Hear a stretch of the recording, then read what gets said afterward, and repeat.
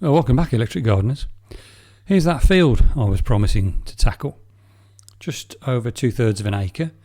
It sits at the back of a residential property with the garden I look after. As you can see, it's very long and needs a lot of work. Now, rather than hire a sit-on petrol brush cutter, I decided to give it a go with all the electric tools I have. Strimmer, chainsaw, finally the mower. So let's see how we get on. And we're off. So I'm using the FSA 90 with the handlebars rather than the loop handle. And it's using the metal brush cutter, grass cutter attachment. And I've left the guard on for now. Well, this was really essential at the top of the field because there are lots of little hawthorn trees growing that had seeded themselves, and I needed to cut through their trunks with this. Not very thick trunks, but might have caused some problems with the nylon strimmer attachment on. Also, what I did find was there were lots of clumps of ryegrass and couch grass that had grown quite high. And again, really essential to have the brush cutter attachment on to get those right down.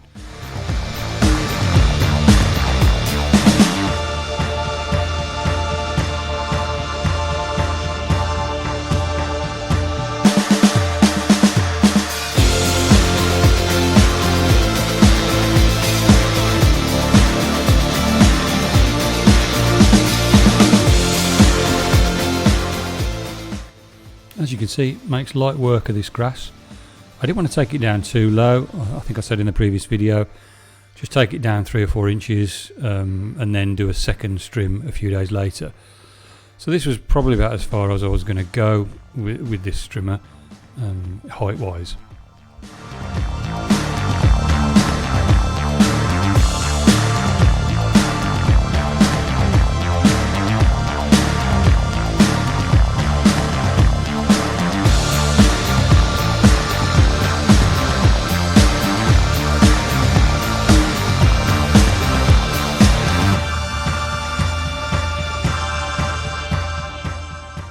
There were lots of things to look out for example, anthills.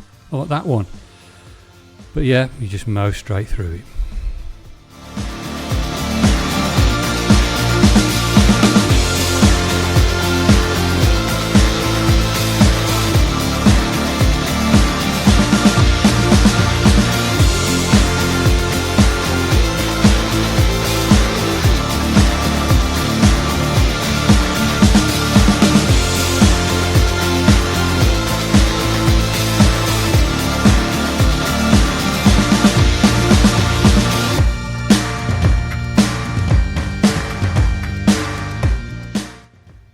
And I mentioned earlier about little hawthorn trees. Well, coming up here, we've got a little group of them just there, look, and it just chops right through them. What I did later on was I just went a bit further lower to the ground with those, just to get them right down.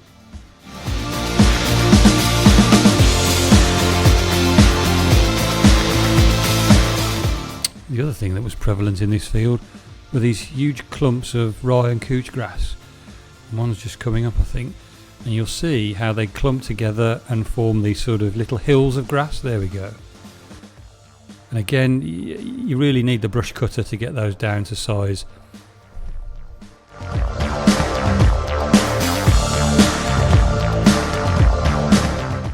Looking at this space from the air, you can really see these clumps of grass that have built up over time, and they played merry hell with the mower. And you'll get to see that later on. But everywhere where you see those tall lumps of grass, around it, it was just like a valley. So the mower was riding up and down each time it hit these things. But yeah, we'll have a look at that later.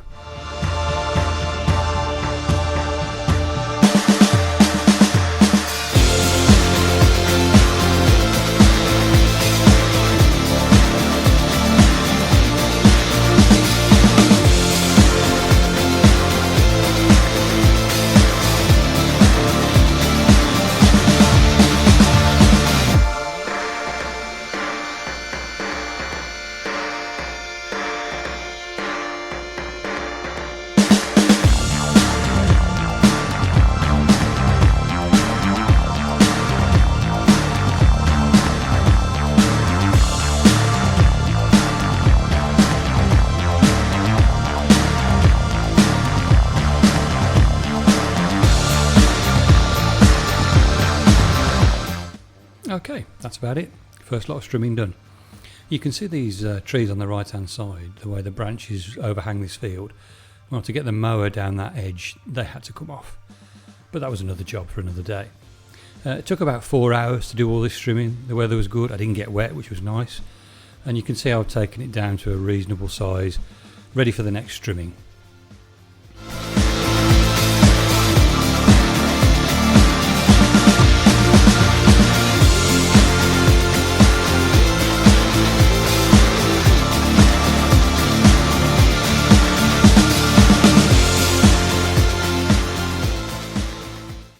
Oh, here we are, back in the field again.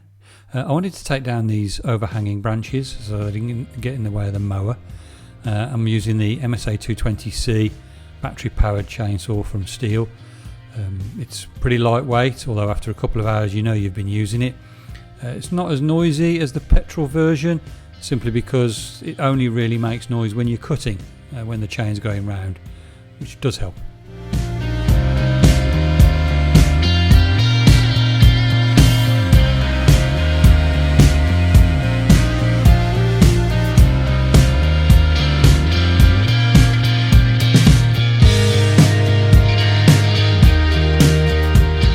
So after using the chainsaw for an hour or so, I needed to retension the chain.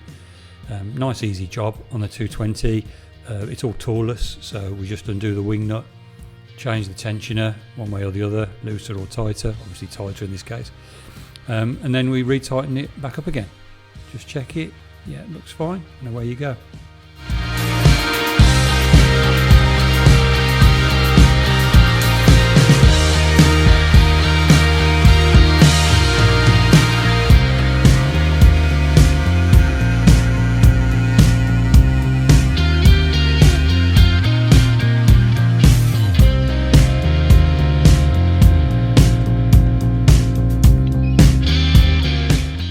That's all the overhanging branches done.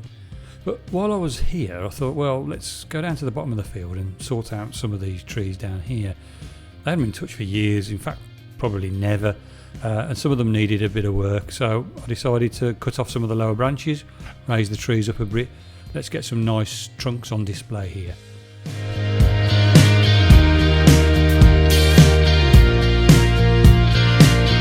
So then over in the corner, there's this big oak tree. Had a lot of branches that were overhanging the field, so I decided to take a lot of those off and just generally trim the tree back a bit.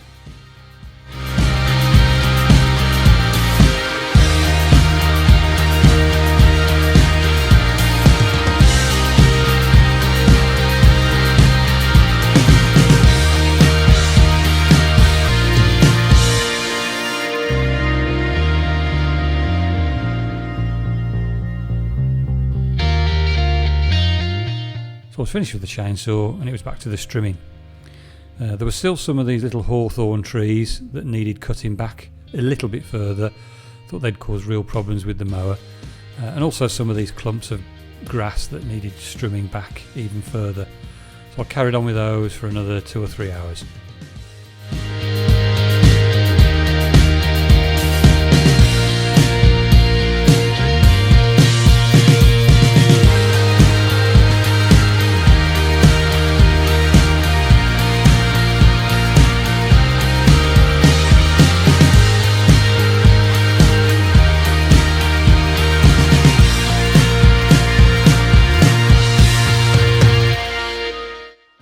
So this is it, the final stage of strimming complete.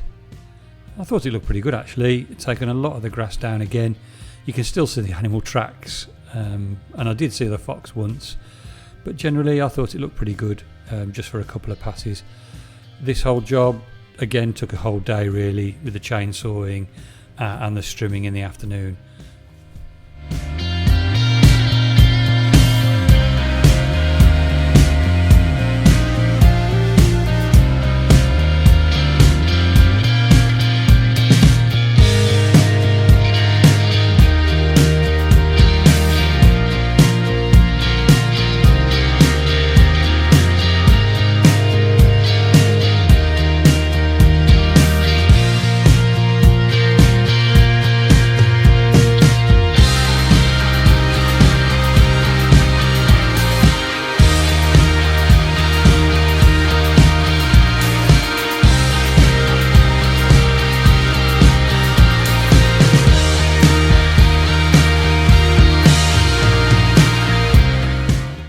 So finally the day had arrived. Get that mower out and let's have a go. It started off fairly well, battery's fully charged, and I did the edges and it wasn't too bad, but it was very, very difficult going. Mower set to the top height, both on the front wheels as you can see and on the back, and it coped reasonably well in places, but really the grass was still too high for the mower, and it was a long, hard slog.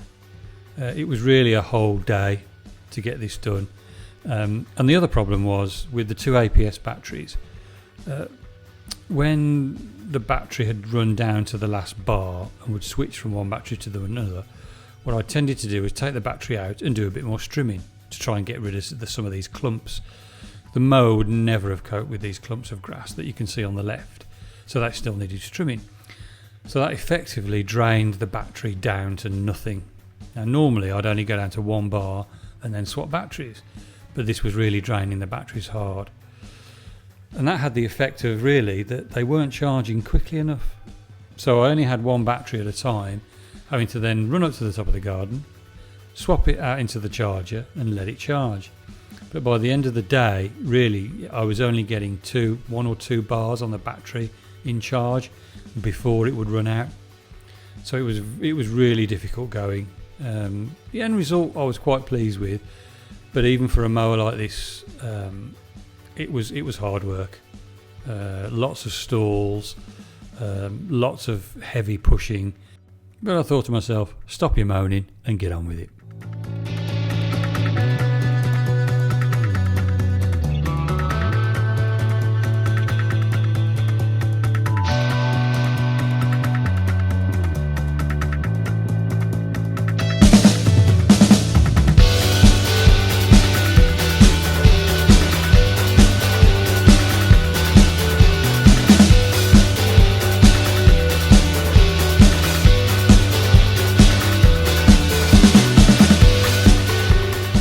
So as you can see here, I'm having to trim back some of these clumps of grass.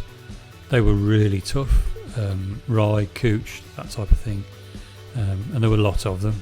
I mean, there must have been 40, 50 of these things all dotted around this field, and really you've got to take them right back to the ground or the mower would really struggle. So honestly, the batteries struggle to cope with this level of work.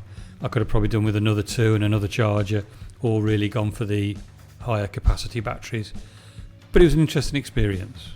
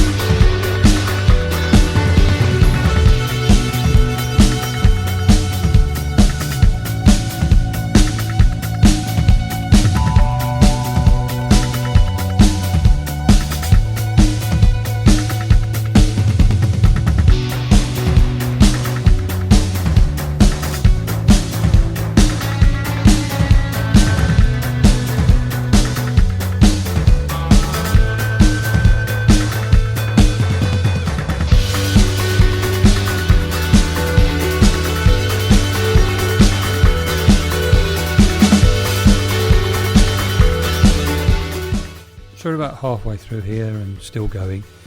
Now don't get me wrong, I think this mower is fantastic. It has changed the game for me. Reduced all my mowing times. It's incredibly reliable.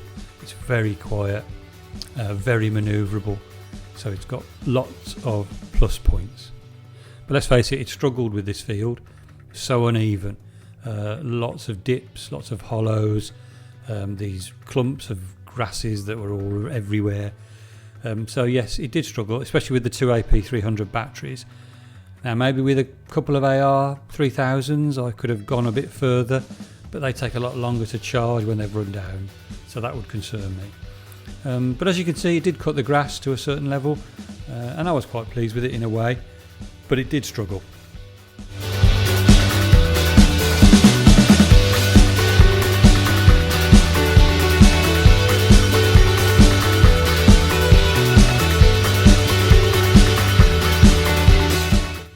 Well done, electric gardeners, for staying to the end.